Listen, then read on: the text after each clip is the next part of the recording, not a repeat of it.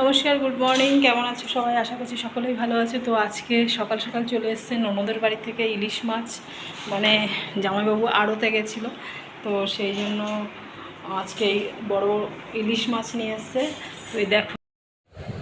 তো এই দেখো ইলিশ মাছগুলো এত বড়, মানে এক একটা মাছে 1 কেজি করে ওয়েট।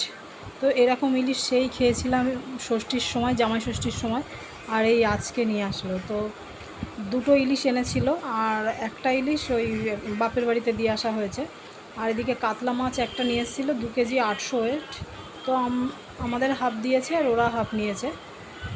আর এই মাছের তেলটা মিষ্টু খেতে ভালোবাসে, তাই ওকে দিয়েছে, ওর জন্য পাঠিয়েছে। তো এই যে ইলিশ মাছ আমাকে বললো যে কেটে ফেলতে, তো ওরা ডিপে রেখেছিল, ডিপ ফ্রিজে রেখেছিল, সেই জন্য কাটতেও সুবিধা হবে, মানে বেশ। আর আমাদের বটিটা না একটু ধার কমে গেছে, সেই জন্য মাছও কাটা যায় না। আমাদের অবশ্য মাছ কেটেই নিয়ে আসে বাজার থেকে। তো এই যে মাছ কেটে, মানে আমি মাছগুলো একটু ছোটো ছোটোই করে পিস করছি, কারণ একটু যাতে বেশি দিন যায়। তো মাছগুলো বেশ কেটে আজকে রান্না করব, আর রেখে দেবো বাকি মাছগুলো ধুয়ে। তো এই যে মাছগুলো ধুয়ে আমি রেখে দিয়েছি, রেখে একবারে স্নান করে নিলাম। আর এবারে আমি রান্না করতে যাব। তো সকালবেলা একটু লুচি করেছিলাম, আলুর তরকারি, সেটা খাওয়া হয়ে গেছে। তো এবার এখন আমি দুপুরে রান্নাটা করব। তো মাছের ঝোলের সাথে আরও কিছু করব, সেই জন্য একটু উচ্ছে বের করে নিলাম, উচ্ছেগুলোও নষ্ট হয়ে যাচ্ছে। আর আমাদের ফ্রিজটা প্রায় অনেক দিন হয়ে গেল, ওই জন্য একটু খারাপ হয়ে যাচ্ছে, মানে সবজি বেশি দিন রাখা যাচ্ছে না, সেই জন্য একটু সবজিগুলো তাড়াতাড়ি করেই রান্না করে নিতে হবে। তো এই যে ভাত, মানে কালকের ভাত ছিল, সেইগুলো ভাবছি আজকে ভাতে দিয়ে দেবো।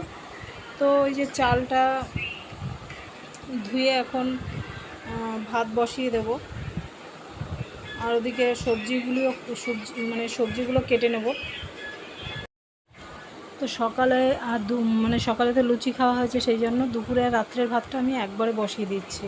আর রাত্রে কিছু হয়তো একটু করে নেব, রাতের তরকারিটা এখন আর করব না। তো এদিকে আমি মটর ডালটা একটু ভিজিয়ে নিচ্ছি, কারণ একটু ভিজানো থাকলে কী হবে, সিদ্ধটা তাড়াতাড়ি হয়ে যাবে। আর প্রেশার কুকারেই সিদ্ধ দেবো, তাও তাড়াতাড়ি হওয়ার কথা। তো এদিকে মটর ডালটা আমি ভিজিয়ে কিছুক্ষণ রেখে দেবো। আর এদিকে আমি একটু বিছানার চাদরটা পাল্টে নিচ্ছি, কারণ চাদরটা ময়লা হয়েছে। আর এদিকে দেখো খাটের তলায় কত বাসন গোসন রয়েছে। তো আমার এই খাটটা যদি বক্স করা হয়, জিনিসপত্রগুলো এইভাবে আর দেখা যাবে না, মানে সব বক্সের মধ্যে রাখা যাবে। তো খাট বক্স করতে আমি মিস্ত্রির কাছে শুনেছি 20,000 টাকা চাইছে, 20,000 টাকা মতো লাগবে। তো দেখা যাক, যখন নতুন বাড়ি হবে সেই সময় কাঠের কাজ হবে, তখন এই একবারে বক্স করে নেব। তো আমি তরকারিগুলো কেটেও নিচ্ছি, কারণ রান্না তো করতেই হবে, যত বেলা হবে আর ইচ্ছে করে না রান্না করতে। তো আমি সবজিগুলো সমস্ত কিছু কেটে নিচ্ছি একবারে। আর ওদিকে তো ভাত বসিয়েছিলাম, তো ভাতটা ফুটে গেছে, আমি গ্যাসটা অফ করে দিয়েছি, পরে আরেকবার ভাত বসিয়ে দেব। আর এদিকে ডালটা কিছুক্ষণ ভিজিয়ে রেখেছিলাম, তো এখন ডালটা সিদ্ধ বসিয়ে দিচ্ছি।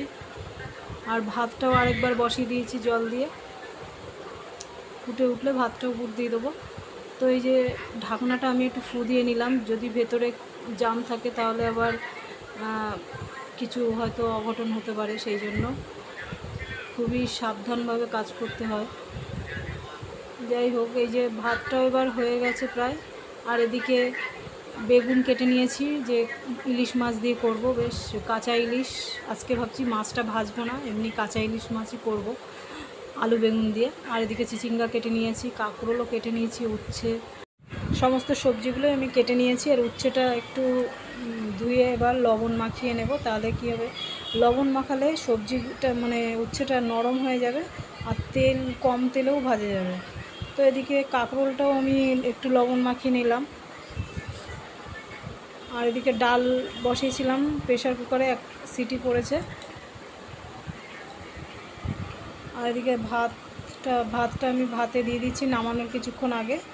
তো এই ফুটে উঠেছে, এবার ভাতটা আমি উপর দিয়ে দেবো। তো ডালও সিদ্ধ হয়ে গেছে। এদিকে ডালটা একটু জল দেব, দিয়ে একটু লবণ হলুদ দিয়ে ফুটিয়ে তারপরে ফোড়ন দেব। তো এই যে ভাত হয়ে গেছে। তো আমার এখন অনেকটাই এখানে এসে সুবিধা হয়েছে, মানে সমস্ত কাজ বেশিরভাগ আমার মানে দাঁড়িয়ে করতে হচ্ছে, আমার এটাই সুবিধা, যেহেতু কোমরে ব্যথা। সেই জন্য আমি বেশি বসতেও পারি না। আর এদিকে ডাল প্রায় ফুটে ওঠার মতো হয়েছে, আর আমি এতে এই লুচি ভেজেছিলাম সেই তেলে কাঁকরোলগুলো আমি ভেজে নিচ্ছি। কাঁকরোল উচ্ছে এগুলো ভেজে নেব আগে। তো কাঁকরোল ভাজা ডালের সাথে ভীষণ ভালো লাগে, আর মিষ্টি তো ভীষণ পছন্দ করে, বিশেষ করে ওর জন্যই ভাজা করা হচ্ছে। আর এদিকে ডালে সামান্য একটু হলুদ দিয়ে দিলাম।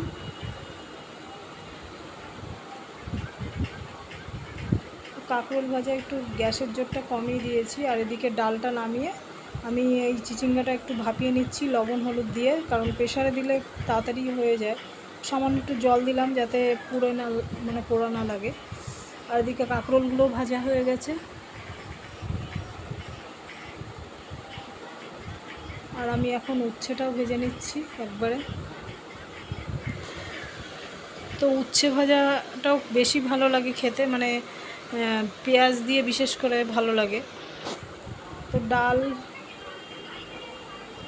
ডালটা একটু তেল দেবো এরপরে, উচ্ছেটা ভাজার পরে। তো উচ্ছেতে একটু পেঁয়াজ না দিলে আবার ভালো লাগে না, সেই জন্য একটু পেঁয়াজ দিয়ে নিচ্ছি সাইড করে। তো অল্প করেই পেঁয়াজ দিচ্ছি, আর একটু সামান্য লবণ আর হলুদ দিয়ে দিচ্ছি পেঁয়াজটা যাতে নরম হয়ে যায়। তো একটু ভাজার পরে, পেঁয়াজটা ভাজার পরে আমি উচ্ছেটাও একসাথে মিশিয়ে নেব, নিয়ে ভেজে নেব। তো উচ্ছে ভাজা হয়ে গেছে, এবারে ডালটা তেল দেব।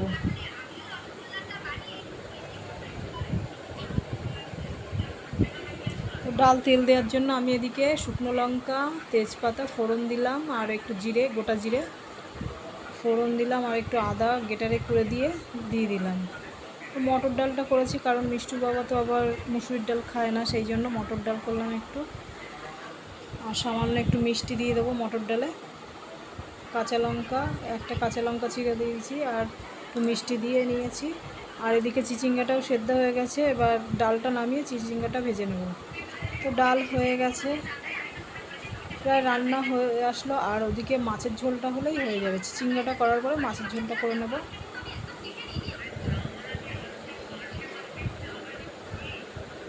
তো এই যে কালো জিরে দিয়ে দিয়েছি, আর একটু শুকনো লঙ্কা, আর একটু পেঁয়াজ দিয়েছি চিচিঙ্গা ভাজাতে। তো চিচিঙ্গা ভাজা একটু নারকেল কোড়া দিলেও ভালো লাগে, কিন্তু নারকেল আমার কাছে নেই। তারপরে চিংড়ি মাছ দিয়েও বেশি ভালো লাগে, দুটোর একটাও আমার কাছে নেই, সেই জন্য আমি এমনিই ভেজে নিচ্ছি। আর চিচিঙ্গাগুলো অনেক দিন হয়ে গেছে, নষ্ট হয়ে যাবে এরপরে, সেই জন্য আজকে চিচিঙ্গাটা করলাম। তো এদিকে ইলিশ মাছ আমি লবণ হলুদ মাখিয়ে রাখছি, লবণ হলুদ মাখিয়ে রেখে দিচ্ছি। তারপরে মাছের ঝোলটা বসাবো। তো চিচিঙ্গা ভাজা একটু চিনি দিয়ে দিলাম, কারণ নিরামিষ তরকারিতে একটু মিষ্টি না দিলে ভালো লাগে না। আর জোর কমিয়ে আমি অল্প তেলেই ভেজে নিচ্ছি। তো এই যে লবণ হলুদ দিয়ে একটু বেগুনটা ভেজে নেবো তেলে। আর ইলিশ মাছটা ভাজবো না, কাঁচা ইলিশই করবো। তো বেগুনগুলো এখন আমি ভেজে নিচ্ছি।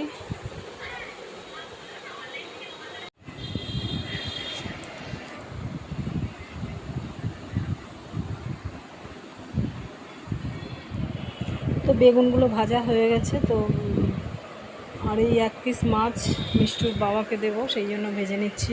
ডালের সাথে বেশ মাছ ভাজা খেতে ভালোবাসে, মাছটা ভেজে নিচ্ছি। আর 4 পিস মাছ আলু বেগুন দিয়ে রান্না করব।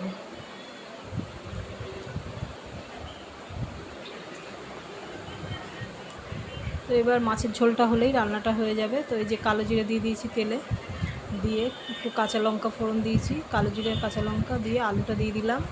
একটু নাড়াচাড়া করে, মানে খুব বেশি মশলা দেবো না, সামান্য একটু জিরের গুঁড়ো 1/2 চামচ আর একটু হলুদ গুঁড়ো পরিমাণ মতো দেবো, দিয়ে একটু জল দিয়ে ঢেলে দেবো। ইলিশ মাছ যেভাবে রান্না করা মানে খুবই ভালো লাগে, শুধু লবণ হলুদ দিয়ে জল দিয়েও যদি ঢেলে দেওয়া হয় মানে খেতে বেশ স্বাদ হয়। তো ইলিশ মাছটা সবারই পছন্দের জিনিস। তো এই যে লবণ দিয়ে আমি জল দিয়ে দিলাম, খুব বেশি মশলা দিইনি, একদম হালকা হবে। তো এক্ষুনি আলুটা মানে সিদ্ধ হবে, তারপরে বেগুনটা দেবো, বেগুন আর মাছ একসাথেই দেবো। তো মাছ আর বেগুন দেওয়ার পরে একটু ফুটে উঠলেই নামিয়ে নেব। তো তো হয়ে গেছে তরকারি, তো এদিকে সবাইকে খেতে দিয়ে দিচ্ছি। তো আজকে ভিডিওটা কেমন হলো অবশ্যই জানাবে।